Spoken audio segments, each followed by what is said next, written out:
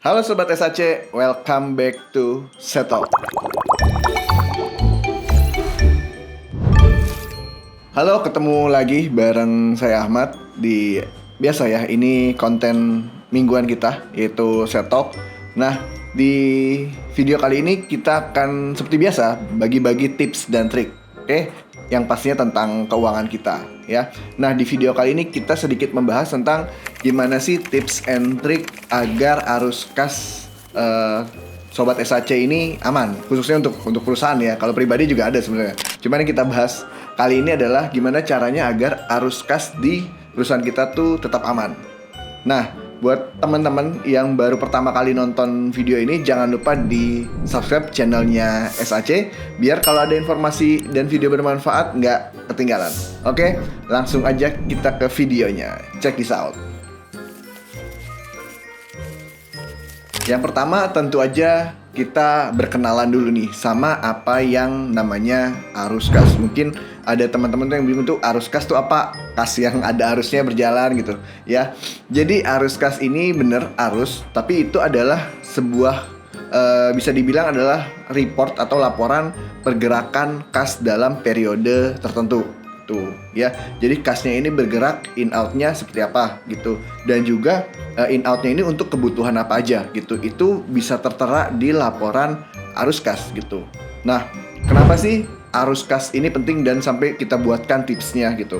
Nah, karena arus kas ini penting ya, karena dari sinilah perusahaan itu bisa berjalan. Karena untuk biaya perusahaan, bayar gaji, ya, beli bahan baku, ya kan, atau bayar vendor lainnya, itu kita sudah pastikan arus kas kita aman.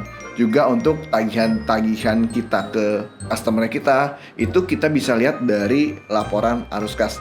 Nah, itulah kenapa arus kas ini sangat penting untuk kita bahas di video kali ini. Yang pertama sudah pasti ya, kita harus buat yang namanya anggaran ya. Anggaran ini tuh semacam kayak perencanaan. Oke, di bulan depan tuh saya pengen beli barang ini, di bulan depan tuh saya pengen bayar ini ya, di bulan depan tuh saya pengen tambah aset ini ya. Jadi itu sudah kita rencanakan gitu ya dari bulan sebelumnya. Sehingga saya mau beli barang-barang ini, berarti arus kas saya harus available tuh berapa banyak untuk di periode sebelumnya. Di luar dari pembayaran rutin kita ya, bayar gaji, listrik, air, telepon. Tapi ada perencanaan yang memang kita ingin lakukan, misalnya ekspansi kita tambah gudang misalnya gitu kan, atau tambah mesin, tambah aset-aset kita. Itu sangat penting sekali apabila kita lakukan yang namanya anggaran ya. Caranya gimana? Ya kita catat aja gitu. Di bulan depan itu kira-kira kita ada pengeluaran apa aja, kita ada bayar vendor apa aja ya, biar arus kas kita ini tetap aman gitu. Jadi dibuat pencatatannya. Yang kedua, selain kita sudah catat, yang tidak kalah penting juga pastinya kita harus terus monitor ya. Bisa harian, bisa mingguan, itu balik lagi ke company-nya ya gitu kan. Serutin apa arus kas itu bisa berjalan gitu kan ya, karena report itu akan sangat penting untuk kita lihat gitu loh. Nah, dari kita biasanya mensuggestkan, karena agak rumit ya kalau mengupdate arus kas itu setiap hari, makanya kita biasa suggest untuk menggunakan software gitu. Bisa dibantu dengan software accounting ya, seperti Accurate Online gitu kan. Itu dia menyajikan laporan arus kas up to date ya. Up to date maksudnya begitu kita input, hasil reportnya akan otomatis terupdate gitu. Jadi tiap hari kita mau cek arus kas kita, hari ini uang seperti apa ya pergerakannya. Itu sangat memungkinkan tanpa perlu repot-repot lagi kita minta orang. Yang penting tim kita input aja datanya. Itu yang kedua. Yang ketiga, kita bisa saja mempercepat pembayaran customer lah misalnya, atau mempercepat uang itu masuk gitu kan. Loh, gimana caranya sih Pak? Emang bisa ya tagihan itu kita percepat buat masuk ya? Nah, biasanya apabila kita lihat nih, arus kas kita lagi kayaknya kurang lancar nih gitu kan, artinya kita banyak expense tapi pemasukan dari customer itu sedikit lebih lambat gitu loh. Sehingga misalnya untuk bayar gaji nih bulan depan gitu kan, kita perlu save arus kas berapa banyak gitu. Nah, itu bisa kita lakukan dengan beberapa gimmick lah ya. Misalnya kayak, Pak, ini kalau Bapak bayar sekarang nanti bisa dapat diskon ini loh gitu kan. Atau kalau Bapak bayar sebelum tanggal ini, Bapak nanti kita gratisin barang apa gitu loh. Jadi hal-hal seperti itu bisa kita lakukan apabila kita dalam mengontrol arus kasnya itu gitu kan kita kesulitan gitu ya. Dan baik lagi ke poin yang sebelumnya, ya tiap hari harus kita kontrol juga. Misalnya kita udah lihat, aduh nih arus kas kurang nih untuk besok bayar gaji misalnya gitu kan.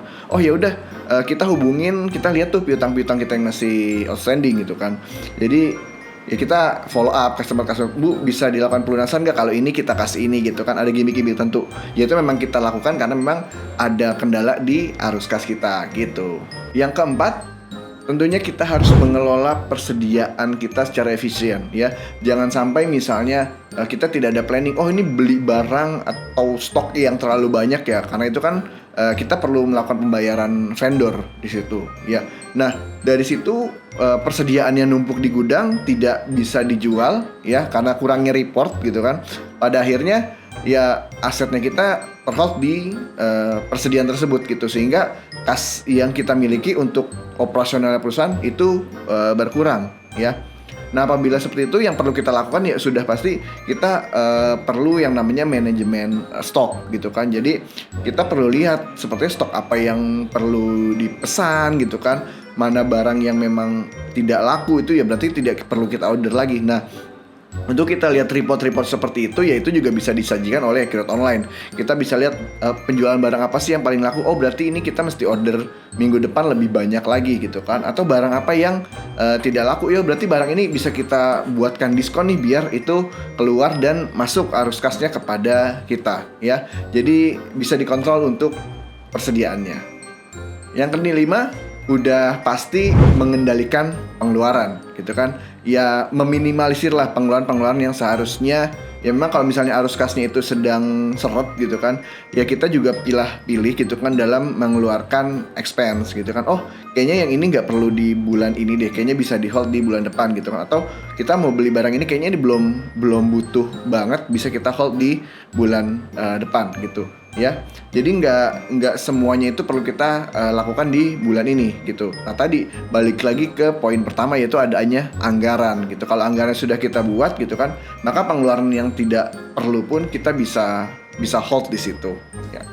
Yang keenam, udah pasti ada lagi siapkan dana darurat ya. Nah dana darurat ini bukan cuma untuk rumah tangga ya, tapi untuk perusahaan juga sebenarnya perlu ya. Jadi kayak kita punya save money apabila ada hal-hal yang tidak kita inginkan terjadi ya. Contoh lah, anggap misalnya kayak sebelumnya gitu kan tiba-tiba ada cuti bersama panjang, lebaran gitu kan. Alhasil kan company itu tidak bisa beroperasional secara maksimal gitu. Itu tentu saja mempengaruhi arus kasnya sebuah perusahaan ya, apalagi liburnya itu bisa sampai 2 minggu atau lebih gitu. Nah dari situ hal-hal yang penting juga itu kita sudah siapkan dari, bisa jadi kalau hal-hal seperti itu kita bisa siapkan dari tahun sebelumnya gitu, karena kita tahu misalnya oh di bulan ini nih kayaknya akan ada waktu di mana ada libur panjang. Jadi dari tahun sebelumnya kita sudah prepare gitu kan. Oh dana ini nih perlu kita siapkan karena di bulan ini nih pasti arus kas akan sedikit terhambat karena adanya kayak misalnya bulan puasa, bulan pajak, lalu ada libur panjang gitu. Nah itu yang perlu kita siapkan juga ya. Dana darurat bukan cuma untuk keperluan pribadi, tapi perusahaan juga membutuhkan dana darurat.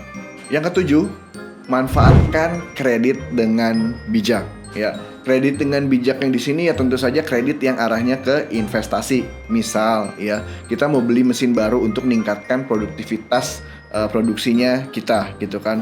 Nah biasanya kan untuk beli mesin seperti itu ya pasti kita lakukan secara kredit ya untuk beli mesin itu. Nah kita maksimalkan, oh ini kredit berapa lama, cicil berapa lama gitu kan. Nah dengan alat baru tambahan itu kan even kita bayarnya kredit tapi fungsionalnya bisa 100% maksimal gitu. Jadi kita perlu maksimalkan investasi yang sudah kita beli juga di sana gitu. Jadi begitu kita melakukan investasi dan kreditnya juga aman gitu, kita perlu maksimalkan hal tersebut gitu. Karena pembayarannya kan itu bisa pasti tempo. Oh misalnya ini tempo selama 1 tahun misalnya, oh bisa gak jadi 2 tahun gitu kan, atau seterusnya gitu. Dan udah pasti apabila kita sudah maksimalkan kredit itu yang memang bentuknya ke arah investasi, itu akan membuat efektivitas atau produktivitas sebuah perusahaan itu akan meningkat. Yang terakhir, yang ke-8, karena hubungannya dengan in out, keluar uang keluar masuk, tentu hubungannya adalah kepada vendor dan customer ya. Tentu saja kita perlu menjaga hubungan baik ya antara vendor dan juga customer kita gitu. Gimana?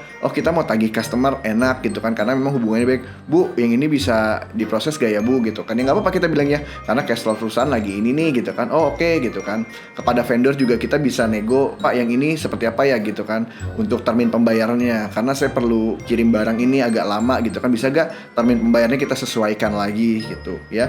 Jadi kedekatan itu membuat bisnis kita juga kedepannya semakin mudah ya gitu kan. Jadi kita bisa mengatur arus kas kita secara lebih bijak lagi.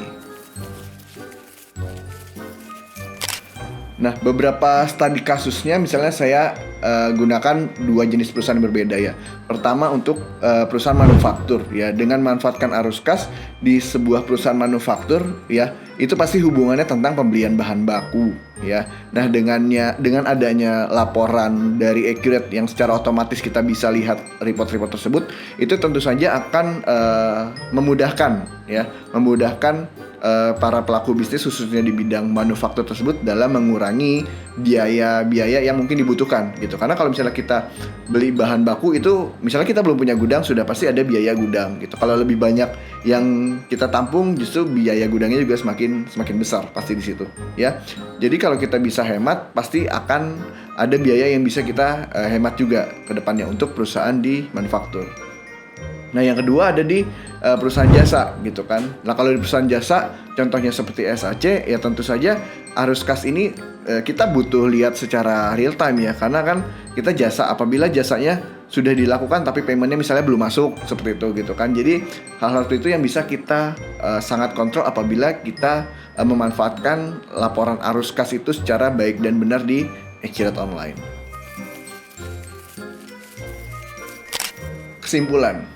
Nah, kesimpulannya, arus kas ini adalah satu poin penting yang mesti dijaga oleh semua pemilik bisnis ya. Karena kalau arus kasnya berantakan, itu sudah pasti bisnisnya juga akan berantakan gitu. Jadi mau bayar ini uang yang nggak ada gitu kan, ada piutang yang belum ketagih akhirnya tidak tertagih, customer tidak mampu bayar gitu kan. Karena kita tidak mantau arus kas itu secara real time gitu kan. Tiba-tiba ngebum aja, oh kok ini uangnya kurang, wah ini arus kasnya kenapa seperti ini? Kenapa kita banyak beli bahan baku? Misalnya kita tahu kita banyak beli persediaan, kita banyak keluar biaya, tapi pemasukannya tuh nggak ada gitu kan. Itu terjadi apabila kita tidak memantau arus kas secara real time. Makanya arus kas itu adalah salah satu poin yang menurut saya sangat penting untuk kita membangun sebuah perusahaan.